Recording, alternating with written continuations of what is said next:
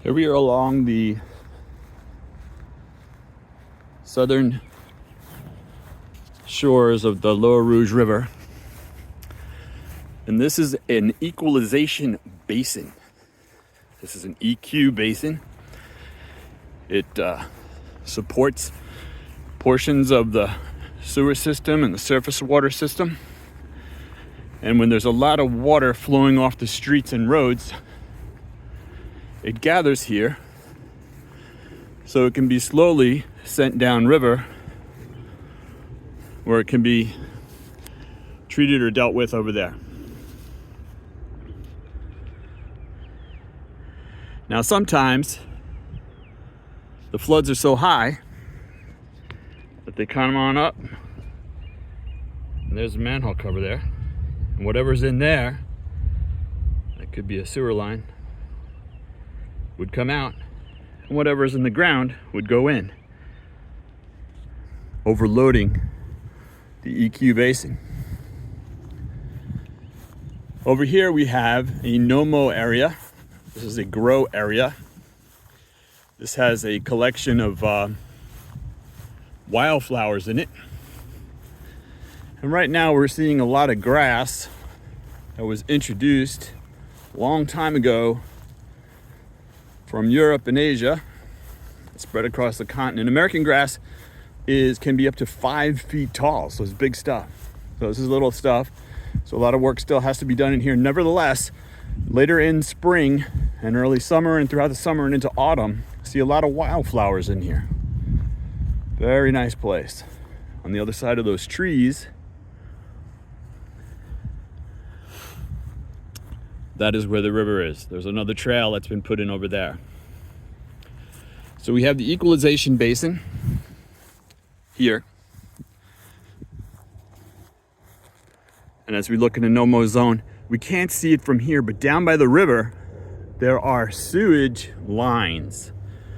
Back in the day, and we'll get some dates for you, but not for this video. Back in the day, they decided to go with equalization basins and run the sewer line along the river because it was cheaper.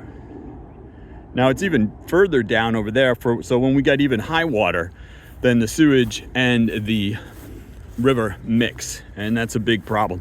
So we're gonna go and take a little walk here along this path, this trail. Some beautiful white honeysuckle has come out.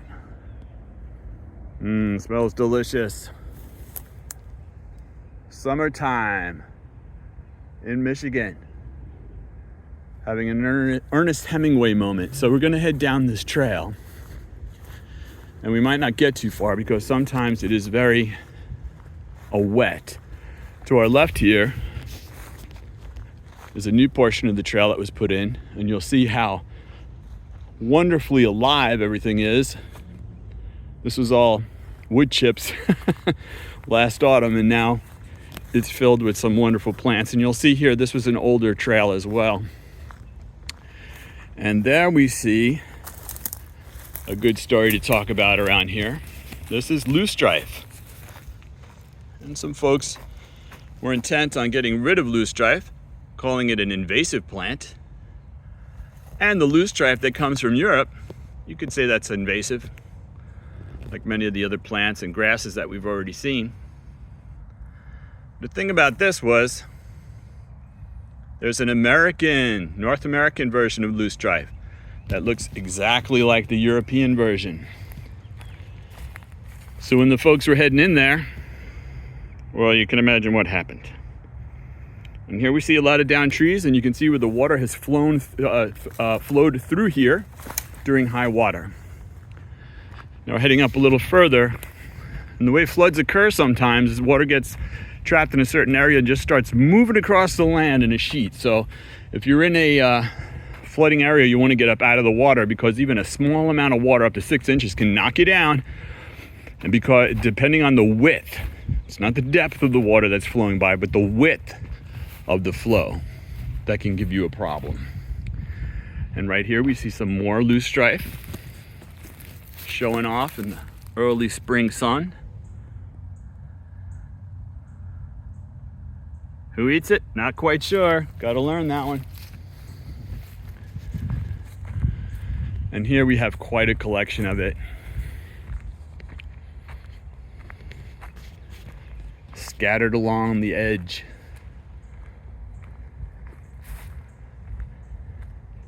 Of the pathway.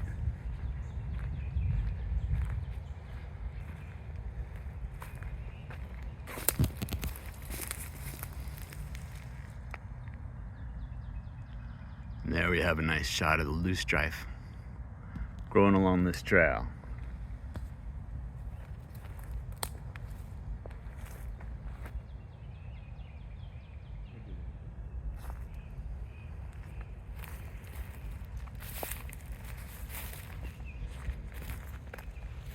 Let's take a look at a little more. Isn't that fantastic? We're going to take a few steps down here and see if we can approach the river. Now, when the water comes up, it's all through this area. You can see where the water has moved trees and plants and knocked them down and moved them around with the flow. Oh, let's go check out the fungus. There's a fungus among us. Now, still, even though we've been, got the modern science thing going on in North America for what, 300 years? There are still types of creatures, plants, fungus, their individual behaviors during the year, possible medicinal value, still unknown to people. Isn't that fantastic? With that Star Trek looking like fungus. And it's growing all along through here. See some down here. Is that the same type? Don't know. Name? Not quite sure. Somebody likes it. I see some little gnats flying around there. Well, here we have some little plastic tubes scattered around. And these were put out by a local environmental group that is putting some trees in place. I got some trees out here. And the little plastic tubes are to keep the hungry deer from eating that up. We're heading down towards the water. And we can see where the water flows through here as it's reestablishing itself. Now this as a floodplain and getting ready to move out of its channel and turn around a little bit. It's become gullified. It's undergone a process of gullification, and that's because the river has been cleared out. So the water continually flows, and during high water times, the water flows pretty high, and it cuts into the banks,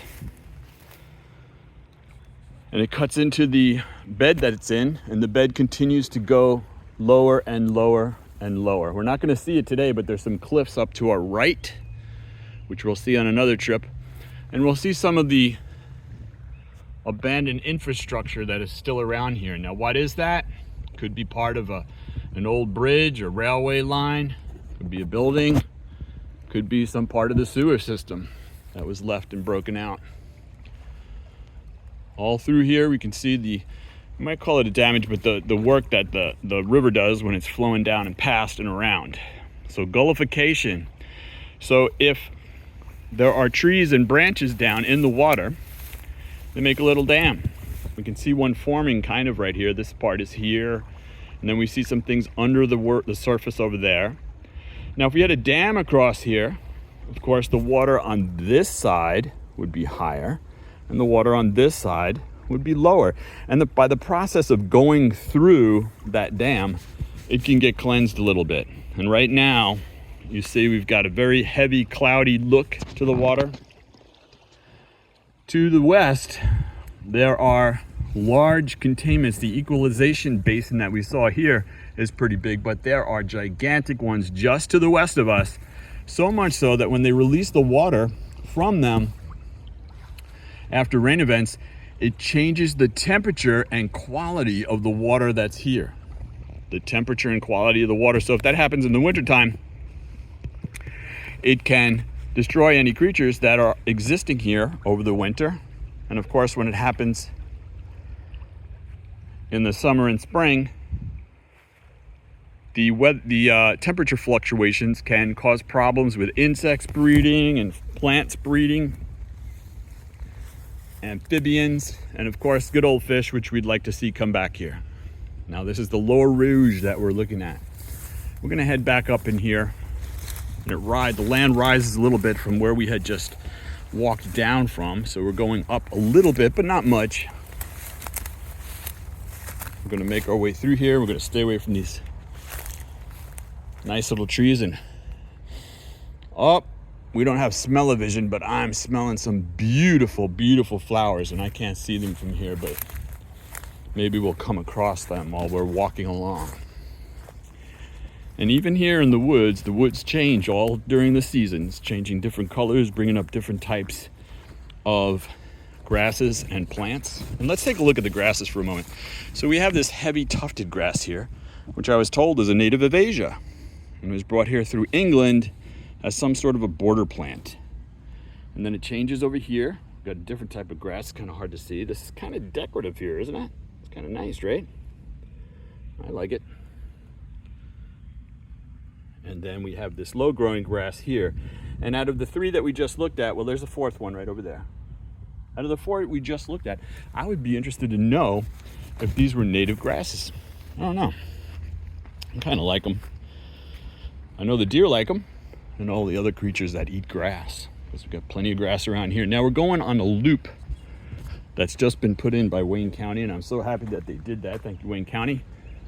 We're taking the effort to, shall we say, improve it, but to ensure that the land is natural. So here we see evidence of where the water came across the land in a sheet.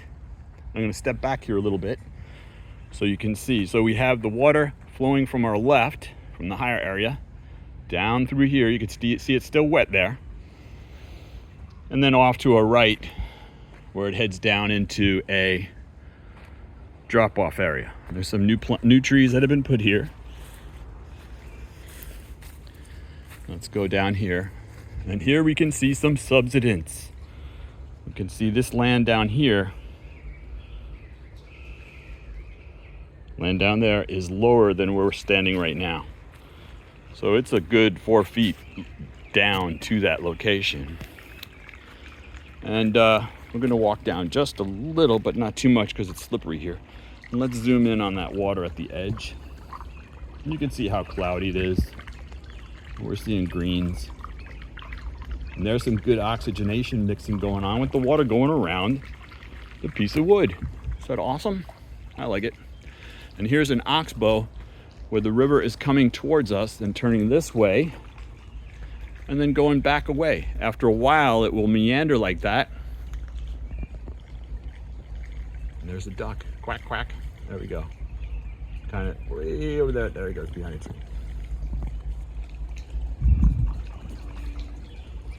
Oh, sorry about that. There we go. Fix the view. We're gonna head along this way. We're gonna take our way right out to the entrance of this particular trail. It's a very nice trail in here.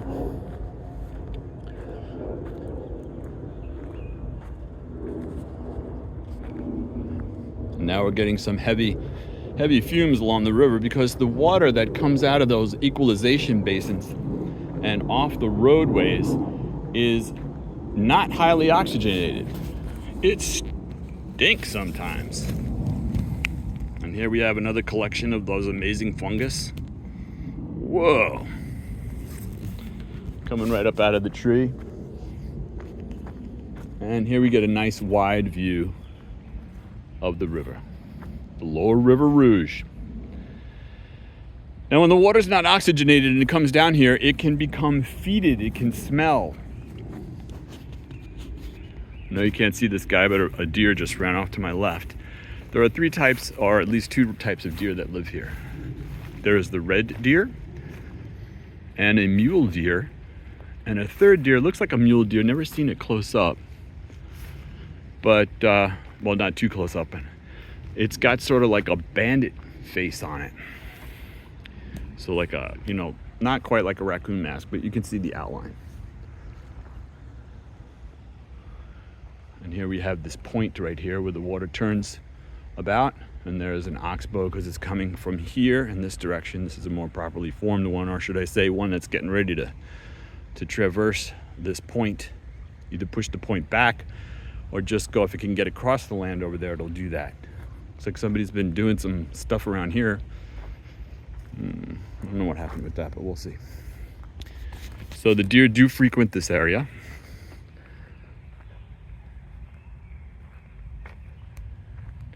And now we are on the backside of that no-mow area that we were looking at, that I was telling you about, with the wonderful wildflowers. And there's the other end of that trail I was saying that you could see last year, but you can't see it right now because it's closing in, and that's just fine. Looking for a way to get everybody in here so it's accessible, whether or not you're walking or running or rolling a stroller. Or very nice views here, classic wild areas. And we're gonna watch our step here because it's kind of muddy along here.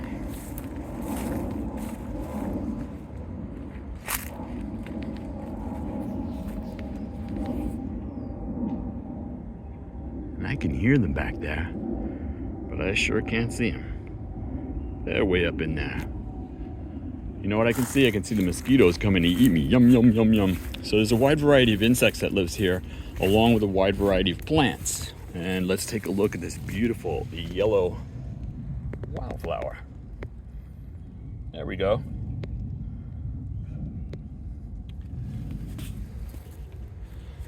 There are certain landforms in this area referred to as mesic land forms. They're not quite meadows. They're not quite forests, but they do contain a certain number of trees. And down in the ground itself is extremely porous. The water comes down from the rain and goes in the ground and soaks it up, and it's slowly released into the streams and lower areas, the ponds, the rivers in the area. So we're seeing mesic topography right now, and it's in danger in Michigan. It's in danger in Michigan. What does that mean? There's not much left. It was filled in. It's become very popular to fill it in. People say there's nothing in there. What is that? There's water here. There are plants here. And as I mentioned before, there are things here that have not been, discovered, right? They have not been described. They have not been investigated. And here I am in a heavily settled area, and there's the EQ Basin right over there. See behind the fence? All right, gonna move along a little bit. Here we are on our trail. La la, we're on a trail. This is great.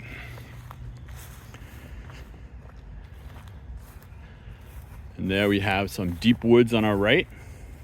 And I don't have my deep woods off, so I'm not giving you a very good wildlife tour because I just saw a bunny rabbit. Bunny rabbit is gone. And if I had some boots on, I would take you further deeper in here, and it'll show you the river in a bit of a different state. The water's moving a little more slowly over there. It's a little wider. Let's see if I can get through this without sinking in up to my knees. There we go.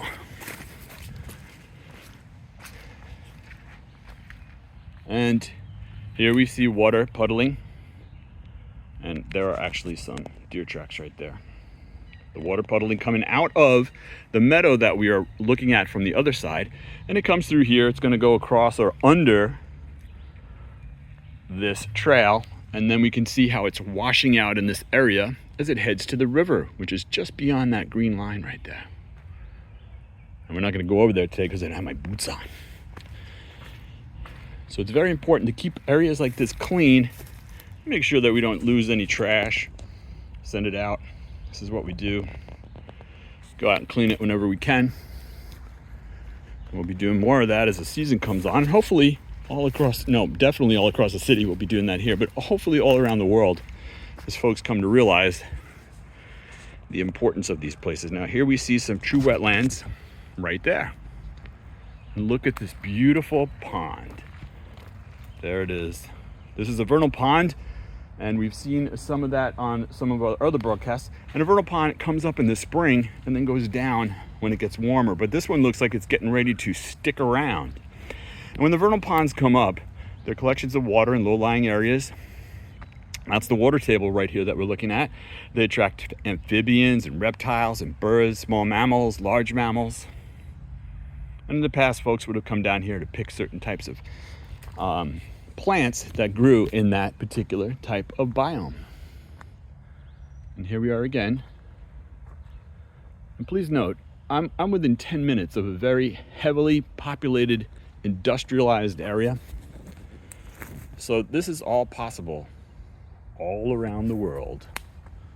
It's a little bit different color. And it'd be interesting to know exactly what kind of loosestrife this is. But whether it's American or European, they both fulfill the same spot in the ecosystem. There might be some slight differences with what eats them and what they compete with. But we can work everything out without destroying it all. And here we see some wide open area, a little trail getting ready to be built over there. And here's the trail that we're heading down as we return to the place where we started on the opposite side of the EQ basin. Now, why did I tell you about the EQ basin? Make such a big deal about it, along with the sewer lines that go along the river. After all, it sounded like a good idea back when they did it, when they built these things. But again, even in the nearly century that has passed since they did that, it was cheaper to do that back then than to do what needed to be done, which was treat the sewage and find a way for the runoff from the ground to leave the area in a more or less natural way. And this could be done with wildlife or plant buffer zones, right? The water flows freely where it's supposed to go and comes out the other side. Now, this water that flows down the Lower Rouge goes down to the Detroit River, where then it is taken up by the intake valves for the water, the drinking water. This is where we get some of our drinking water from. Now, if we had worked it all out, done it a little different, they might be able to have been pumping water from local areas rather than to seek it from far, far away. So it's a bit of a radical idea, I got to tell you, because right now they're trying to figure out how to expand the system. But in the meantime, the reason I was bringing that up and talking about the EQ basin and the sewer lines is that no matter what they do, whatever technology we follow,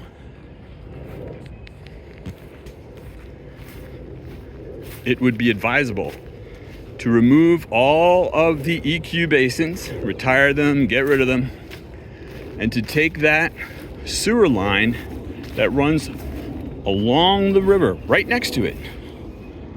Take that sewer line out.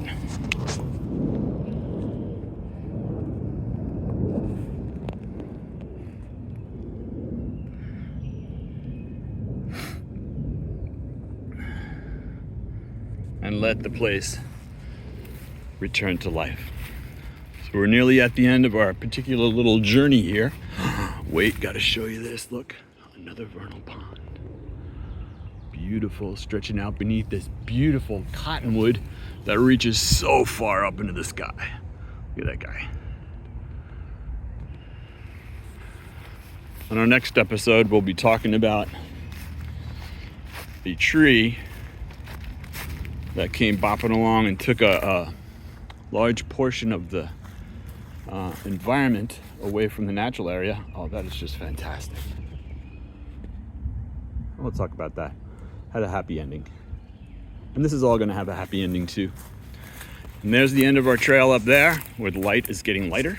And there's some rocks. And I'll say see you later. Bye.